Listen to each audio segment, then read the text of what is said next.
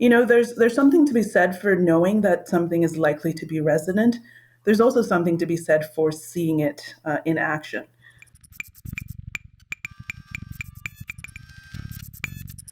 Hey everyone, welcome to the Fourth Space podcast. This is the second episode in a series of collaborations with the Black Perspectives Office. For today's conversation, BPO's founding coordinator, Annick Maugile Flavien, is joined by Associate Director of Alumni Relations, Temi Akin-Aina, in a discussion around the themes that led Temi to her work, the creation of the Black Alumni Network and Council, and the importance of Black alumni engagement. This conversation was recorded at the end of January as a live event hosted by Fourth Space.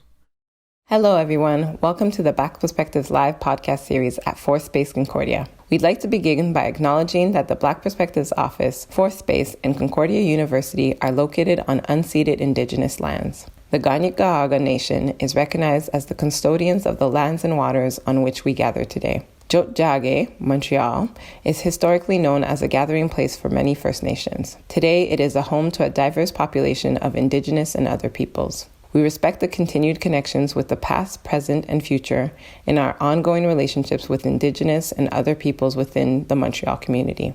We'd also like to state that the Black Perspectives Office is informed by and stands in solidarity with Black communities in Canada and across the world who continuously fight against anti-Black interpersonal and systemic racism. Thank you for being here with us, Temi. I am so excited to have you be the first real guest on this series. I was the last guest, which for me I don't consider myself a guest, and so I'm really so happy to have you here with us to kind of set the tone and vision for the type of conversations we want to be having here, highlighting our amazing Black community members of Concordia, as well as the many relationships we have outside of Concordia. And you are an expert on that in particular. So welcome, Temi. Thank you. Just set the bar really high, why don't you, Annick? I am glad to be here, and I think it's lovely and also just really a nice signpost from the university to have the Black Perspectives Office to, think about how we structure and support all of the different initiatives going on for Black students and pulling in the community. So in case anybody hasn't said it to you, though, I think congratulations on the work you're doing, and I'm also really excited to see what you do. So Temi, I know about you in the Concordia context. I know about the great work that you do, but this is my opportunity to be as nosy as I want to be and ask you what is your parkour? How did you get here?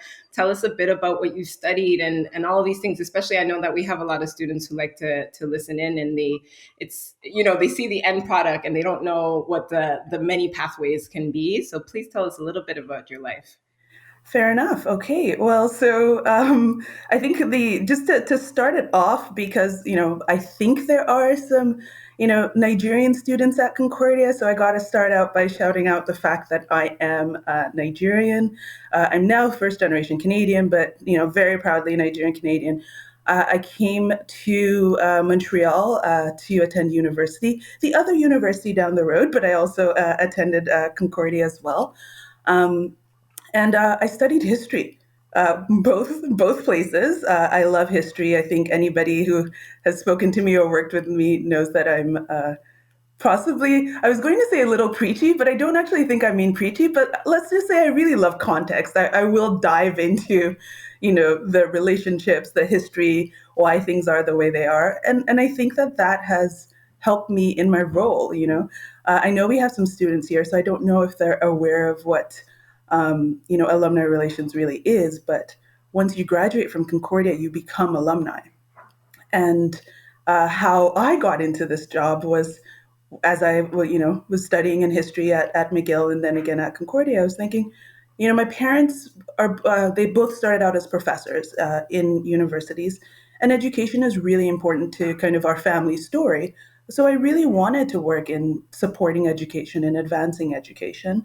And as I graduated, I started looking around for ways in which I could still remain involved with education.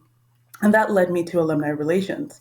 And Alumni Relations basically is, we're a department of the university. The grander department is called University Advancement. And the whole point of our job is to mobilize alumni in support of Concordia for a lifetime. So we do that by, getting in there, connecting with colleagues on campus, figuring out if there are gaps where we can support students, figuring out what is relevant to alumni, planning events on events on events, celebrating our donors, celebrating our alumni, and also ultimately fundraising for support so that Concordia can be greater than the sum of its parts, right? So I graduated and I was like, this is what I want to do. And I was lucky enough to start out at Mcgill, and to start out basically, kind of on the ground floor, working with students and young alumni. And then I worked in pretty much most of the, departments around alumni relations, thinking about, the communities that we engage and work with and how we build those up and the strategy about what we do and who we do it with and why we do it. And after I, learned as much as I could, the opportunity arose for me to come to Concordia. And you have no idea how lovely it is to be able to say you've worked at both your alma maters. I don't think very many people get to do that. So it is, I'm very excited to do the work that I do, and I'm happy to be able to continue doing it. And I mean, this is a little obvious, but there's some members of my team are probably on the webinar, so I do want to shout out the best alumni relations shop in the country. So yeah, I'll say it. I'll say it. Amazing. I love how what doesn't necessarily seem as like the streamline, like, oh, you study history so that you end up being the associate director in alumni relations. But in a lot of ways, I think that you're holding space for both of your interests. One of the things that I love about the way that you do your work is that you really do not only build on the history and legacy of Concordia, but also find ways to honor the many, many people who passed through here, right? So there's so much that I end up knowing about Concordia's history just by, the way that you engage with alumni and make their participation be a bit of a living history rather than, say, an archived history. Yeah, that's amazing. It's been about 5 years that you're here at Concordia, right? In those 5 years, what are some of the changes that you've seen in alumni relations and kind of the direction that it's taking, and how you've been able to continue to shape that? So I think that the first piece and that I would like to highlight is, moving from Mcgill to Concordia was interesting for me because I was excited about the possibility, but I was also really excited just about the on-campus experience here. So the partnerships that we've been able to build, going to our colleagues at CMS with like Mcgill, going to colleagues across campus and saying, either what are your gaps or, who are your interesting alumni, who can we bring in to speak, who can we bring back on campus? So thinking about those connections, I think that is one of the interesting pieces about alumni relations kind of generally really moving forward and amplifying alumni voices. But the other thing that I would like to say for right now in the moment in which we're in is that while COVID has been crazy, but it has also really given us this space to connect community in a way that we hadn't necessarily, had the access to before. So we, very early on, we were lucky enough to be able. We had already been doing some work, in the virtual space, but we were able to pivot very quickly and just really highlight alumni and highlight diverse alumni. So, from some of our amazing, like nationally recognized jazz singers, we got some of our grads to do sessions for families and sessions for the community, to our researchers, to just the people that make Concordia what it is, the people who are reflective of the entire university experience, as you said, who have different stories to tell. And I think that because of the opportunity we've had to highlight so many stories, that more students, more recent alumni can see themselves in people's stories. We hope that we have given them a chance to understand, as you said, more paths, but also given them a chance to connect with each other. And because of the virtual programming, they've found our workshops more accessible. So it has been this really nice place to see. Yes, we've done a lot of work, but also more alumni than ever, and students even, have been able to see our work, learn more about each other, learn more about the communities that exist, and actually gain useful information and insight. I've seen from your office is really quite innovative and progressive ways of thinking through alumni relationships, whether that be CU Connect or the many other ways that you engage with the types of networking events that you do and all that. Can you tell us a little bit more about the services you offer and kind of unpack some of that for us? So, the way in which we work in alumni relations here at Concordia, there's a couple of pieces to it. I mentioned early on that we work with students and young alumni, and the idea there is to work with our colleagues on campus to A, support students and student leaders, and B, also really help with pathways to bring alumni back to campus.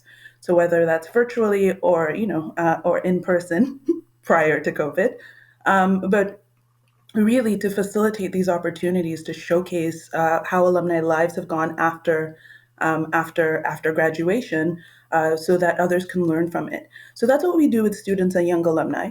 You also mentioned CU Connect. So one of the programs that we're really proud of and that we've worked very hard on as a unit is our alumni career services. So when I arrived at Concordia, it was a year after we had done a huge omnibus survey, which basically we sent out a survey to all of our alumni and said, what do you guys want from us? And what they said was they want career services and they want networks. They wanted to broaden their networks. So for us, that was essentially our marching orders to think about, what communities do we engage? How do we give alumni the relevant information that they were wanting from us? So that gave us the impetus to build out alumni career services, where we host a number of webinars about professional development skills. We partner with colleagues on campus like, continuing education.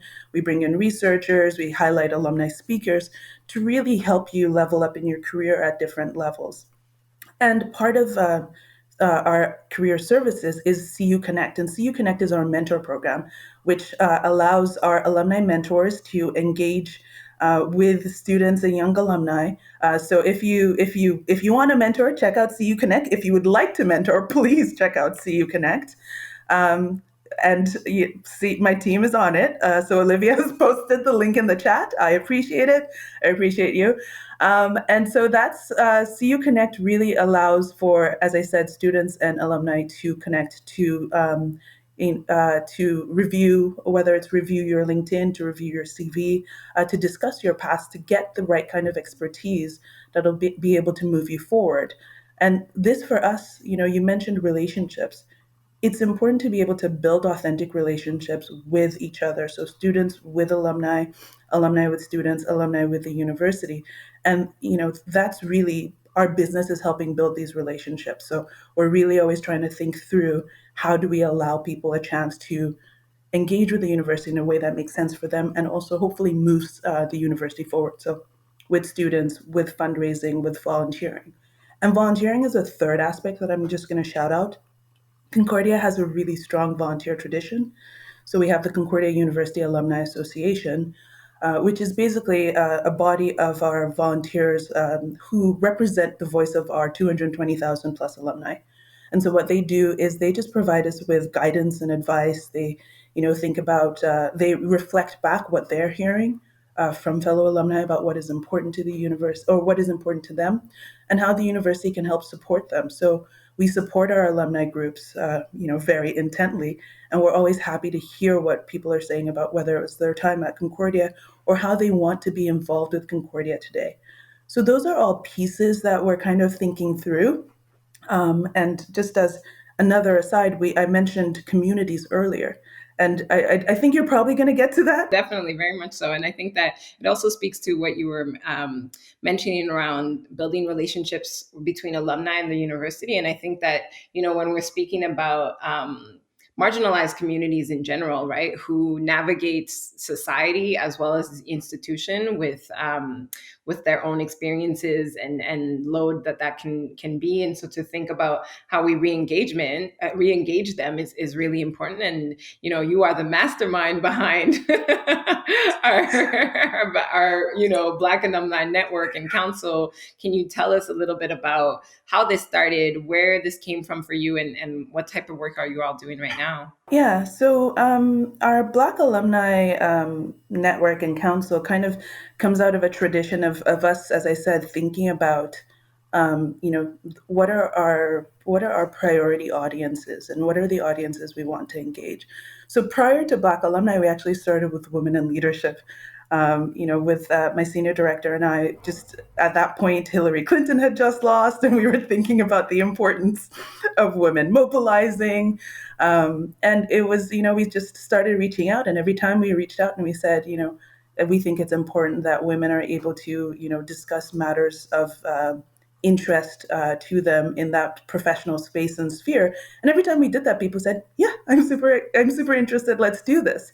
And that kind of set the framework. So every time we want to engage a community, we try not to approach it from, kind of an artificial leadership place. So what we do first is we, either we gauge the interest in creating a new alumni community, and then we also look for champions and volunteers. I will admit that there was a little bit of a push from our colleagues down the road, our sister universities down the road around the Black Alumni Network, because Mcgill started a Black Alumni Association. And when they did, every time there would be a Black Alumni event, I would get phone calls and text messages saying, there was a Black Alumni event, and all I saw were Concordia people, and where's ours, So it was lovely in terms of knowing that there was this Black alumni community that is here, that is proud to be Concordia grads, that were vocal about letting us know what was going on. And each time I got those text messages, I said, okay, well, I need volunteers. This isn't going to be AstroTurf, so people need to reach out. And a couple of years ago, we had a number of alumni say, okay, we're going to help you form the council. We're ready to be here. We're ready to put some work in. And that was what we had been wanting. And so essentially 2 years ago, you were there. We held our very first Black alumni reunion at homecoming. And it was in person. But what was amazing for us is we sent out the email as part of our homecoming advertising, and it sold out right away. We had our journalists, our alumni journalists, reach out right away saying, why is Concordia doing this? This is such a great idea. Do you want to talk to us about this on the radio? So it was just this, there's something to be said for knowing that something is likely to be resonant. There's also something to be said for seeing it in action. So the fact that we were able to put this event up, that so many people registered right away, and then they attended, and this was one of our most highly attended homecoming events. What was also really nice, and which is why Concordia, can be just such a special place, was, the president showed up, our VP showed up. They all came down, to see how the reunion was going, to say hello to people, to thank them for being there, because that's what homecoming is. I've jokingly often said, to friends and colleagues that homecoming is our Super Bowl. We welcome thousands of alumni back on campus, now more virtually, right? But thousands of alumni come back to campus to either reconnect with people, so reconnect with friends, with faculty, to support students, to sometimes to bring their own kids as prospective students, right? And we track first-time alumni attendees. And that Black alumni reunion had a ridiculously high percentage of first-time alumni attendees. When we look at our Women in Leadership, we look at Black alumni, we look at the programming we do around LGBTQ at homecoming. It's really important that we do try to be, diversity is part of our story. Like we have a diverse audience and community, but trying to be inclusive, and that's where some of that community engagement comes through, right? We know that based on these events that Black alumni do want to engage on identity. So how can we provide relevant programming? how can we support the next generation of Black students? And I think, I probably shouldn't be trying to interview you on your podcast, but you and I had a talk a couple of a couple of weeks ago about the importance of support, for the BPO, and the importance of community support in showcasing, the viability of the BPO and supporting Black causes on campus. I would look to you to talk a little bit about that as well in terms of the mobilization of this community. Like on a personal level, I remember when I went to the event, the thing that struck me the most is that how intergenerational it was, so from like there were like many young faces that I'm fairly used to seeing because I know the students quite well, and then there were like and people were walking around with their tag that said when they graduated, and it was really, really beautiful. And I think that particularly for the Black community, like those intergenerational relationships are so important, and we don't always have meaningful context to have them, right? So you can invite, say, your mom or your whatever to an event, but is it something that you are all kind of mutually invested in and actually have your own perspectives to bring to the table? And so that was one thing that I really love, and I think that kind of extends to what you're talking about in terms of community support for BPO. Is that I really in the work that we do, I want to think ahead, and I want to think be able to recollect in the past in a way that's not only just honoring our past history and as like Black Concordians, but also in realizing that many of our past Black Concordians are still here and have so much to offer to our students, to our understanding of the structure, to the way that we kind of want to move forward. Much of the way that I do the work I do is a bit intuitive because I graduated from here 3 times, and there's a bit of sense of like, oh, actually, I remember this, I remember that, and every time that we engage with different alumni, we get that wealth of knowledge. It's really quite exciting, and yeah, I'm just so happy that you are doing that work and that it's becoming. Also, I think that there's something to be said about naming, so to have a Black Alumni Network and to name it as such, I think also invokes a sense of pride and legacy. And I think that, whether that be Concordia University or Canadian institutions at large, I think that there's a sense that Black knowledge is new, and it is not. Black Canadians have been here for many, many, many generations, and even the international relationships with Canadian institutions. So it's really quite exciting to have that level of pride be brought forward as well. I also want to mention to everyone who's listening that Temi also wears many hats at Concordia. One of her many hats is the subcommittee lead for the President's Task Force on Anti-Black Racism, subcommittee lead for fundraising and community engagement. I'd love for you to talk a little bit about the work that's your subcommittee will be embarking on, and kind of the vision you have for that. So I'm very excited to be part of the task force, in particular in this subcommittee that is tied towards philanthropy and fundraising and community engagement, because as you said, it does tie into both those pieces, the alumni network, and also really just being clear about the need for support and the need for philanthropic dollars to support our values. So I'm excited that Concordia is thinking about this in this way. I think it is something that's innovative. The subcommittee that I'm on is focusing essentially on kind of community engagement. Like, how do we provide internships, industry opportunities, experiential learning opportunities for Black students, obviously, more generally but also for other students, thinking about how we really embed within our alumni networks, within our community networks, this tradition of coming back to Concordia with these experiential opportunities. We know that work opportunities are what allow students to get ahead, allow alumni to sometimes get their first jobs. And we also know that, being in the alumni office, we always talk about the importance of the alumni network. So this for us, hopefully will be an opportunity to really make that concrete, to ask our alumni wherever they are to be able to, reach out with actual professional development opportunities for students to learn and to be able to get into the workforce. And then the other piece is thinking around the fundraising strategies and the philanthropic strategies for supporting the work of the task force. What does that look like? It looks like trying to figure out who our donors will be, um, trying to make sure that we have enough institutional opportunities, institutional buckets on campus for people to be able to give, to the kinds of, whether they're scholarships, whether they're bursary programs, whether they're fellowships for, students working in this space.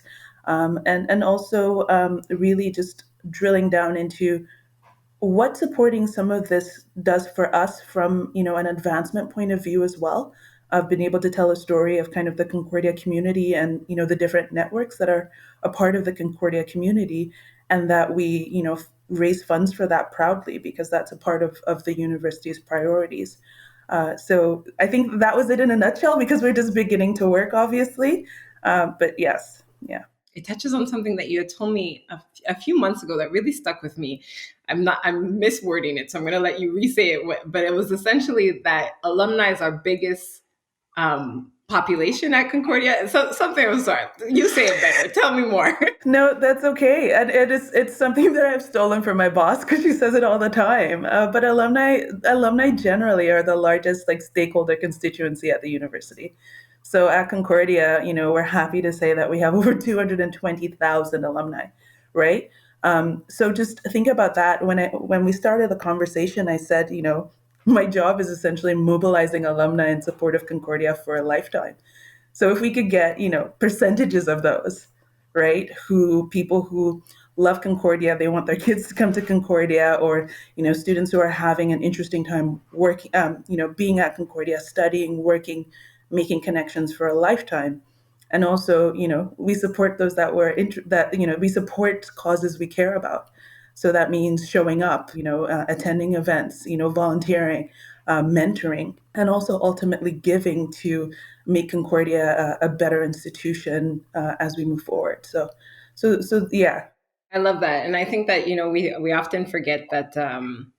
It's funny because when we have our CVs and we have our and we present ourselves that we are participating in the continuous knowledge production and understanding of what Concordia is, and I think that that's a big part of being alumni, whether or not you actually on top of that get to do the volunteering and the donating and the engagement and all of that, and it's so important to be able to feel like you belong in all of that, and that your story is being held at the same time as you continue to represent this institution. Could you tell us a little bit more about how you see the role of alumni to continue to change, particularly with this year that's been a really kind of game changer in terms of our understanding of what supports we actually need from each other, and kind of how that's shifting your framework? Yeah, so I appreciate the question because, something I hadn't mentioned, but I think is really key to thinking about this is I have been super lucky. I don't know if the students will say that, but I've been super lucky this year to work with, I'm just going to, for lack of a better framework, call them our Black student champions. So last year, a number of students wrote me saying, we would like to set up a Black students career development event. And since, they heard about me, I guess, through the Black Alumni Network, they said, can you guys, can the Black Alumni Network, the Black Alumni Council, can you sponsor it? And so just actually last weekend, we held our second iteration of this event, which I know you know. But the idea behind this was that, at Concordia currently, there isn't a targeted career development event for Black students. And what these student leaders wanted to do was to, give their peers a chance to learn about, services on campus like yours, the BPO, but also like CAPS and CMS, where sometimes students don't go. Maybe they don't know about it. Maybe they're intimidated, even though they shouldn't be. But, you don't know what you don't know. So the idea is to bring these students' services bring them virtually to this event and showcase what is available on campus. And then the other piece about it was to, reach out to alumni speakers, panelists, bring in Black professionals to help with them with networking, and also obviously help them in terms of, creating the networks necessary to be able to find jobs. And in both of these events, it was a little bit like, what we experience with women in leadership. Every time you write somebody and say, hey, would you like to be a part of this? People are like, yep, I would love to be a part of this. I really want to do this. Let me know what's going on and I'll be there. So, we did see it in university advancement in my department when we created the emergency student fund. The Concordia community has been so supportive of trying to, make sure that Concordia students have the help they need.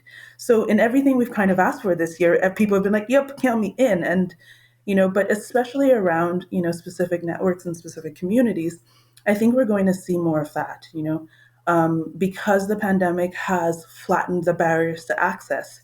It is easier for us, to get really interesting speakers. It's been really nice for us to, we were, out quickly with Zoom, but whether it's from breakout rooms to just, as I said, these interesting panelists, just those two events really showcased kind of the power of community and being able to, work together. And it was driven by students, which I just think is really fantastic and showcases, kind of the proactiveness that we have in our student community. Even though I'm just going to say, you guys register and then you don't show up. So please just show up when you register for events. It makes us all feel much better about our lives. So we have a common intern, Temi and I, and she came out of the event being like, wow, like first of all, I think that I just saw, even in that day, the leap in her own professional development of just really being like, I visioned this thing with my colleagues, which were largely students of her, the same, age group. We had a vision, we made it come through true. We were able to kind of react in moments of like, the tensity of like, oh, the event's happening, how do we deal with this? And, reacting to that. And then also the come out of that of being like, wow, I'm really proud of what we did. It was well attended. There was like, I can't remember what she was telling me the numbers, but it was just like so exciting to see that in one student. And so let alone, all of the different members that were participating in that. And then also my own, story of working with university advancement for the Concordia Shuffle and being like, okay, let's propose this thing of raising money for Black student mental health. And within a week, raising $20,000 is just phenomenal, right? And so just really, I love that how you're saying it, like really allowing, I think it actually creates more entry points when we have, we acknowledge the need for some targeted relationships, and that there are reasons why our community would want to engage with specific communities and how they relate to that. It's really quite exciting. yeah, and the piece about it too is that this stuff radiates outwards, right? So perhaps your entry point is a Black student event, but you end up doing lots of other things, right? It's never just, especially if you are a Concordia grad, like you came here, you had classes with all sorts of people.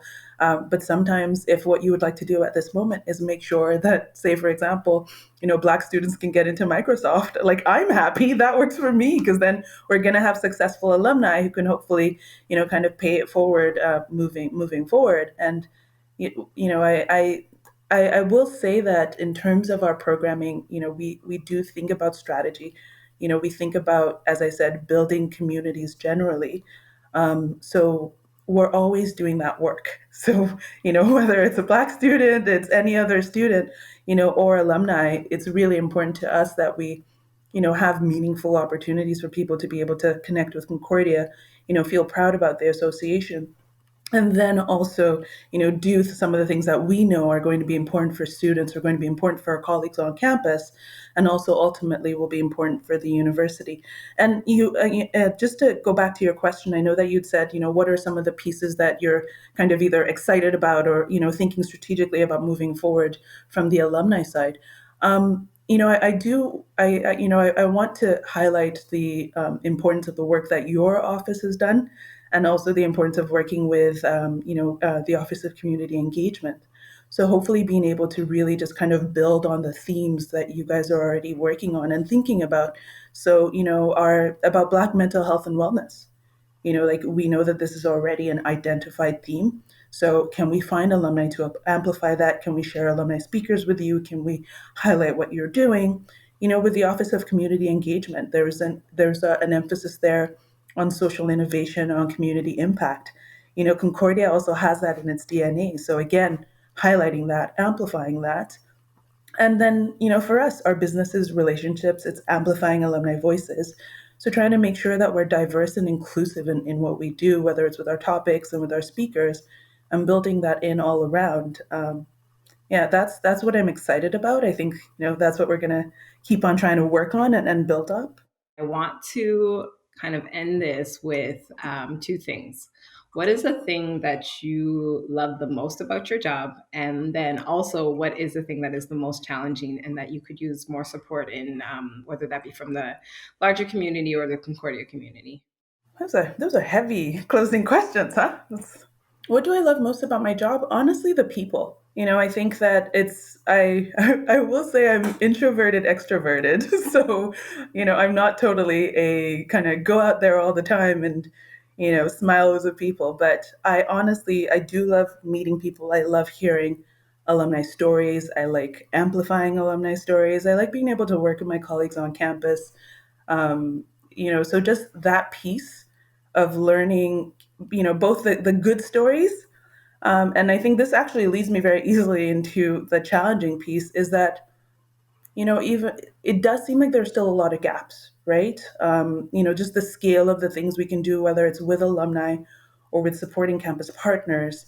That's a piece that is always very interesting to try to figure out. So we're always just trying to share alumni names. So if you know of anybody who is a Concordia grad that we should be aware of, you can always send that information over to the alumni office. You can always send us an email about that. But I'm pretty certain it's just alumni@concordia.ca. Attend our events. And also, we're really trying to build up not trying to, I think we have a really great alumni community.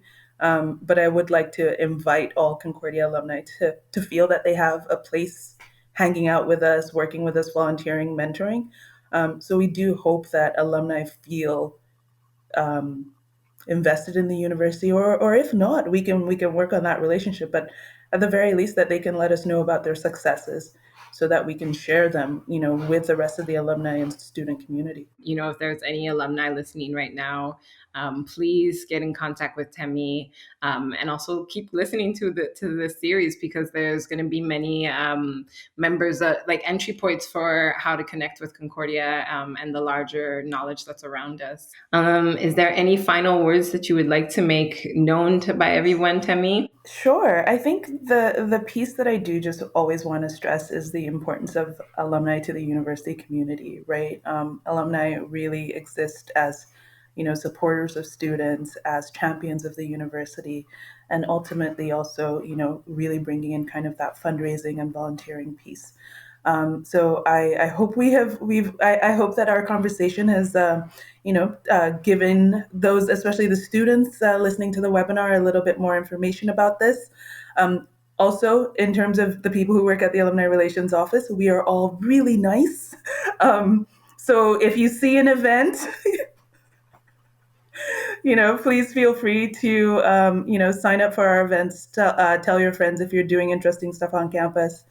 There's probably a way in which it can intersect with the work we do. So, we salute all our students, and especially our student leaders who are invested on campus. And, we look forward to, we're going to call you alumni. Like once you graduate, you are alumni. So you don't really have, you don't really have a say in whether we call you alumni or not. But we're always really excited to see our students go on to do great things and to become, a part of our alumni community. So we're excited for that. Thank you. Thank you so much for being with us here today, Temi, and really opening our eyes for the possibilities. That number is still ringing in my head, 220,000. I'm like, ooh, if we had just one, one out of 10 to come and join us, that would be so wonderful.